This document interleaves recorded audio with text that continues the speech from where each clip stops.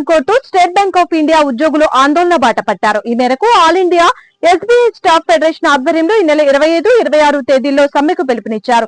ఈ వివరాలను ఫెడరేషన్ ప్రతినిధులు కె కోటిరెడ్డి, విఎస్ఆర్ సుధాకర్ రావు, వి నరేంద్ర కుమార్, పిఎస్ రంగసాయి, షేక్ ఇబ్రాహీం మీడియాకు వెల్లడించారు.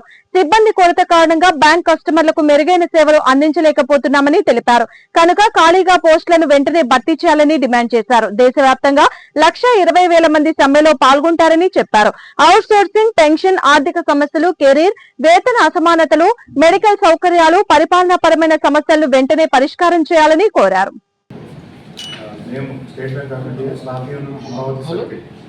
గుంటూరు మాడ్యూల్ తరఫున అంటే గుంటూరు మాడ్యూల్ అంటే old Guntur district, old Ongole district కలిపి గుంటూరు మాడ్యూల్ స్టేట్ బ్యాంక్కి నేను యూనియన్ తరఫున లీడర్షిప్లో ఉన్నాను. నా పేరు Kotireddy, deputy general secretary Guntur module. Sudhakar గారు vice president, Guntur module vice president. And Narendra గారు assistant general secretary Guntur module. ఈయన నా లెఫ్ట్ సైడ్ ఉన్న ఆయన రంగసాయి గారు అసిస్టెంట్ జనరల్ సెక్రటరీ, రెండో assistant secretary Guntur module. Ibrahim గారు అసిస్టెంట్ ట్రెజరర్ గుంటూరు మాడ్యూల్. మాకు లాంగ్ పెండింగ్గా ఏవైతే డిమాండ్స్ ఉన్నాయో గత 2 సంవత్సరాలుగా కంటిన్యూగా మేనేజ్మెంట్ని, బ్యాంక్ మేనేజ్మెంట్ని రిక్వెస్ట్ చేస్తూ ఉన్నాము. డిఫరెంట్ ప్లాట్ఫామ్స్లో మేము వాళ్ళని రిప్రజెంట్ చేయడం జరిగింది. ఎంప్లాయీస్ ఎదుర్కొంటున్న సమస్యలు, అలానే బ్యాంక్ వచ్చే ఖాతాదారులు కూడా సరైన స్టాఫ్, ఎక్కువ మంది స్టాఫ్ లేక వాళ్ళు పడుతున్న ఇబ్బందులు, మా స్టాఫ్ మీద పెడుతున్న ప్రజలు, ఇవన్నీ వాళ్ళకి ఎక్స్ప్లెయిన్ చేయడం జరిగింది. కంటిన్యూగా స్టాఫ్ తగ్గిపోతున్నారు, రిటైర్ అయిపోతున్నారు, ప్రమోషన్ తీసుకుపోతున్నారు. ఎవరైతే కస్టమర్స్కి సర్వీస్ చేయాలో, కస్టమర్స్ని ఫ్రంట్ డెస్క్లో ఉండి రాగానే వాళ్ళని పలకించి వాళ్ళ డబ్బులు కానీ వాళ్ళ రిక్వెస్ట్లు కానీ తీసుకోవాలి, వాళ్ళు రోజు రోజుకి తగ్గిపోతున్నారు. వాళ్ళని దాంట్లో ఎడిక్వేట్ ఎక్విప్మెంట్ క్లర్కల్ కేడర్లో కావాలని చెప్పేసి అడిగాము. అది అలానే పెండింగ్ ఉంది. గత 30 సంవత్సరాలుగా బ్యాంకులో మెసెంజర్ లేదు. ఒక కస్టమర్ వచ్చేసి ఒక రిక్వెస్ట్ ఫామ్ ఇస్తే కస్టమర్ ఎక్కడికి వెళ్ళాల్సిన లేదు, కౌంటర్ దగ్గరే ఉండాలి. కానీ కస్టమర్కి ఇప్పుడు ఏం జరుగుతుంది, బ్యాంకులో స్టాఫ్ లేకపోవడం వల్ల కస్టమర్కి వస్తే ఆ రిక్వెస్ట్ ఇచ్చి అన్ని టేబుల్ తిరగాల్సి వస్తుంది. కస్టమర్ని ఇబ్బంది పెట్టాల్సి వస్తుంది. కస్టమర్ అసహనానికి గురవుతున్నారు, ఎస్పెషల్లీ స్టేట్ బ్యాంకులో మెసెంజర్ లేకపోవడం వల్ల. ఆ 30 సంవత్సరాల నుంచి పెండింగ్ ఉన్న విషయం కూడా మెసెంజర్లు వస్తే కస్టమర్కి ధర సర్వీస్గా ఉంటుంది. బ్యాంకు తరఫున వచ్చేసి వాళ్ళు ఎక్కువగా తిరగాలి అంటే ఆ టేబుల్కి ఈ టేబుల్కి వెళ్ళాలని చెప్పేసి వాళ్ళు ఇబ్బంది పడుతుంటారని చెప్పేసి బ్యాంక్కి రిప్రజెంట్ చేయడం జరిగింది. అది కూడా డిమాండ్ కూడా 30 years నుంచి పెండింగ్లో ఉంది. దాని గురించి గట్టిగా అడుగుతున్నాను. రెండోది, మూడోది నేను స్టాఫ్ అడిగేది ఆర్మూడ్ గార్డ్ గురించి. ఆర్మూడ్ గార్డ్స్ కూడా బ్యాంక్ సెక్యూరిటీ. ఇప్పుడు రీసెంట్గా మనం న్యూస్ పేపర్స్లో అక్కడ చూస్తే రీసెంట్గా గుజరాత్లోనే ఆర్మూడ్ ప్రాబ్లీ జరిగింది. వచ్చేసి గార్డ్ లేకపోవడం వల్ల బేసింగ్ చేసి క్యాష్ తీసుకుపోవడం జరిగింది.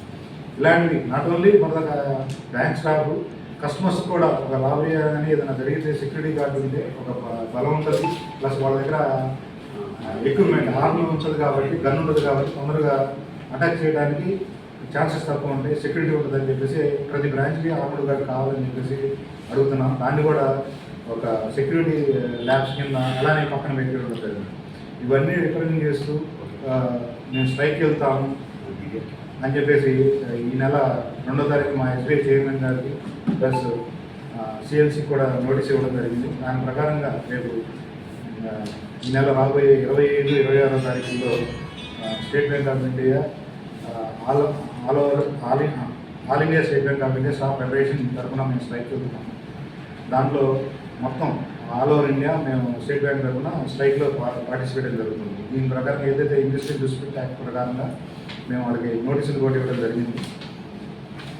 ఇంతేకాకుండా అవుట్ సోర్సింగ్ ఎంప్లాయీస్ ఎవరైతే ఉన్నారో బయట కూడటానికి వాళ్ళని పెట్టేసి మార్నింగ్ 9:30కి వస్తే ఈవినింగ్ 8:30, 9 కూడా వాళ్ళు వదిలిపెడతారు. సర్వీసు 16 ఏళ్ళ నుంచి 18 ఏళ్ళ మాత్రమే ఉంది. మిగతా వెరీ ఫ్యూ ప్లేసెస్లో మాత్రమే 24 ఏళ్ళు సర్వీస్ అయిన వాళ్ళు ఉన్నారు. వాళ్ళు కూడా రేపు 2028 కల్లా రిటైర్ అవుతారు. కాబట్టి ఈ ఏజ్ అయితే క్రైటీరియా ఉందో గోల్డ్లో ప్రాసెస్ చేయడానికి, ఈ ప్రాసెస్ చేయడం అనేది సర్వీస్ లెంత్ అనేది తగ్గించమని చెప్పేసి గత 5 సంవత్సరాల నుంచి అడుగుతున్నాము. ఎందుకంటే అనుభవం తక్కువ ఉన్న వాళ్ళకి, ఆ 24 ఏళ్ళ సర్వీస్ ఉన్న వాళ్ళకి డ్యూటీస్ చేస్తున్నారు. అనుభవం ఎదుగుడికి బ్యాంక్ పే చేస్తుంది, మనీ అఫీషియల్గా పే చేస్తున్నప్పుడు కూడా ఆ సర్వీస్ తగ్గిస్తే అటు బ్యాంక్కి, ఎంప్లాయీస్కి ఇద్దరికి ఉపయోగపడుతుంది అని చెప్పి గత 5 సంవత్సరాలు మేము పోరాడుతున్నాము.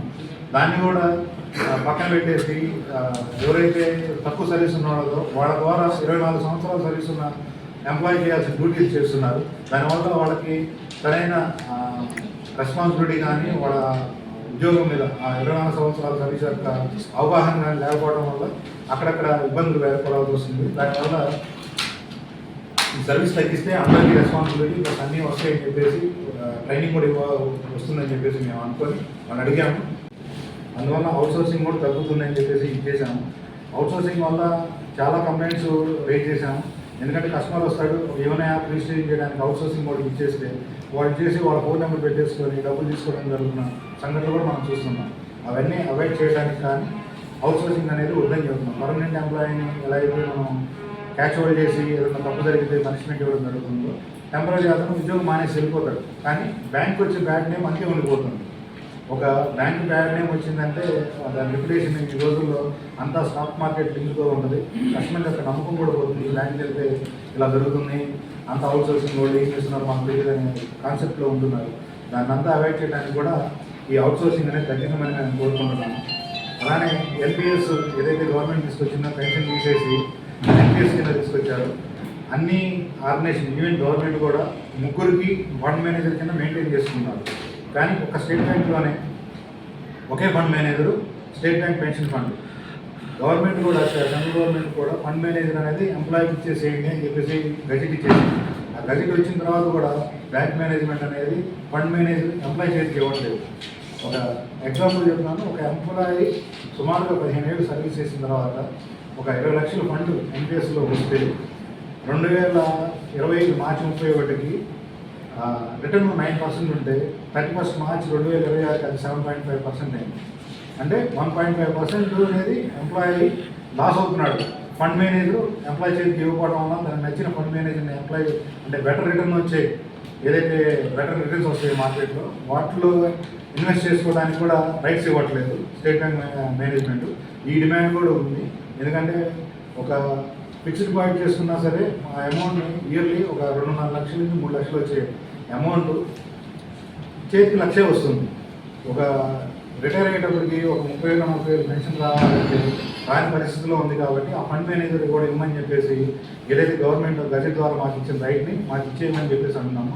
దాన్ని కూడా గత 2 సంవత్సరాలుగా పక్కన పెట్టి బ్యాంక్ మేనేజ్మెంట్ దాన్ని ఇవ్వట్లేదు.